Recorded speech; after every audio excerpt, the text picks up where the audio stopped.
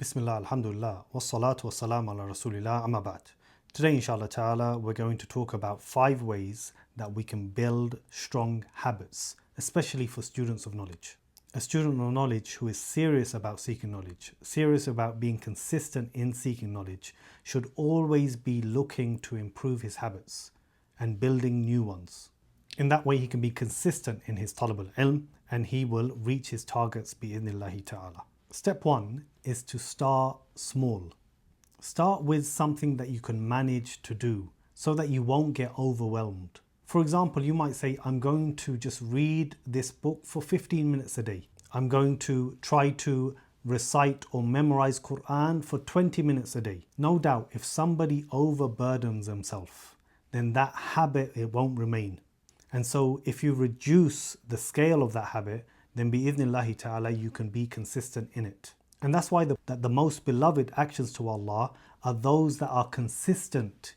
And so starting off small, it will ensure that we can maintain this habit and will avoid a person burning out as well.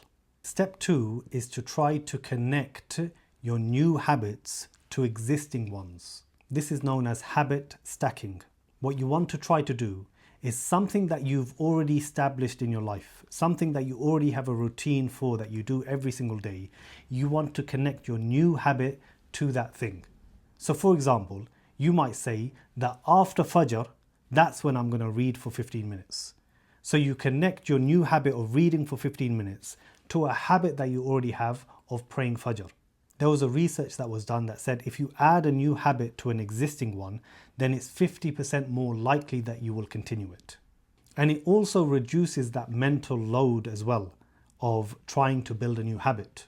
And this is what the scholars of the past and the present, they do as well, which is that they connect things to already established acts of worship.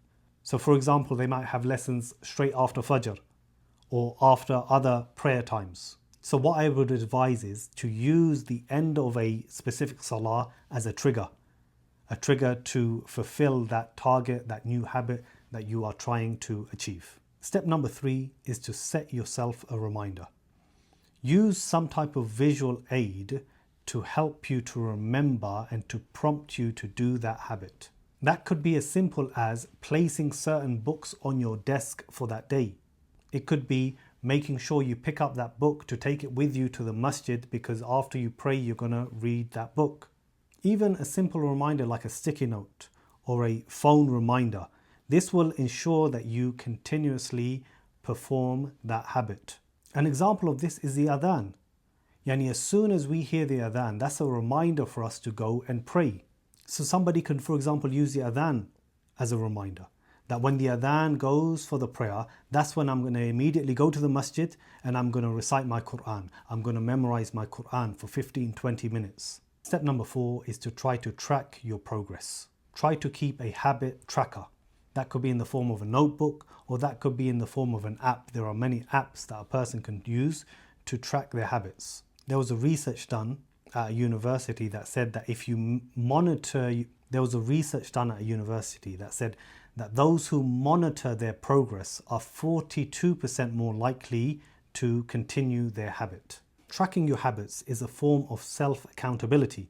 And the Prophet ﷺ, he said, take yourself to account before you are taken to account.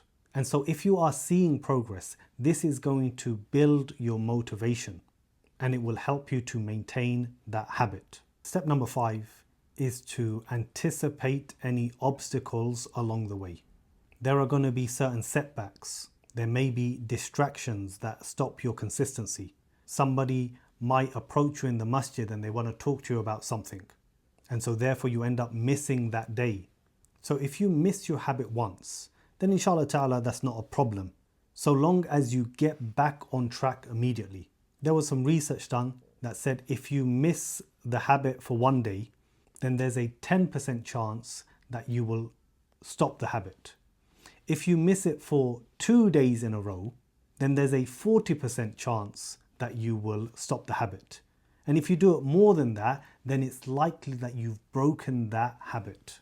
And so how can you stay on track in this situation? I'll mention 2 things. One is have an if-then plan. Meaning, if I miss my reading session for today, then I'm going to make it up in the evening. Set yourself a plan like this. Secondly, have yourself a rule, which is that you never miss 2 days in a row. Missing 1 day can be an accident, but don't allow it to go beyond 1 day. Because if you allow it to go beyond that, then it's likely that you could end up ruining everything that you have built. Finally, I want to mention a bonus tip, which is try to allow yourself 30 days without any interruption to build that habit. Make yourself a commitment that I'm going to do this for 30 days non-stop. Doing this will rewire your brain to make this habit something that's automatic in your life. And there's a parallel to this in Ramadan. In Ramadan, we fast for 29 to 30 days. That consistency of leaving off sins, of building new habits, this transforms people's lives. Many people at the end of Ramadan, they have so many new habits that they've built in terms of their salah, in terms of reciting Quran, in terms of tahajjud. And those habits, they become ingrained in them as well.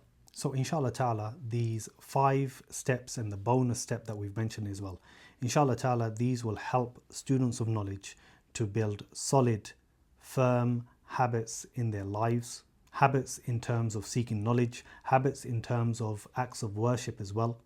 And it will allow you to become more consistent in your talabul ilm as well. We ask Allah subhanahu wa ta'ala to increase us all in beneficial knowledge and to make us all upon that path of seeking knowledge. Subhanak Allahumma wa bihamdik. Ashhadu an la ilaha illa ant. Astaghfiruka wa atubu ilaik. ختامه مسك